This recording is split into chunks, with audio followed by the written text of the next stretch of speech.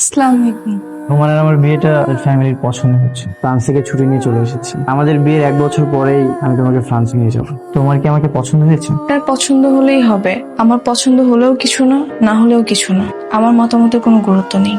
তার মানে এই বিয়েতে তোমার কোনো মতামত নেই? আমার মতামতের কোনো গুরুত্ব নেই। কিন্তু তোমার বাবা তো সম্ভবত বলেছিলেন তুমি সম্পূর্ণভাবে রাজি আছো। আপনারা যদি চান আজকে এঙ্গেজমেন্ট করিয়ে বিয়ের দিন তারিখ ঠিক করতে, আমি আপনার ছেলের বউ হয়ে যাবো, কোনো সমস্যা নেই।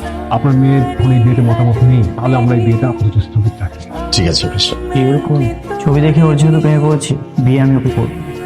আপনি? হ্যাঁ আমি। কোথায় যাচ্ছ বলো না, আমি তোমাকে বাইকে করে পৌঁছে দিই। কোনো দরকার নেই।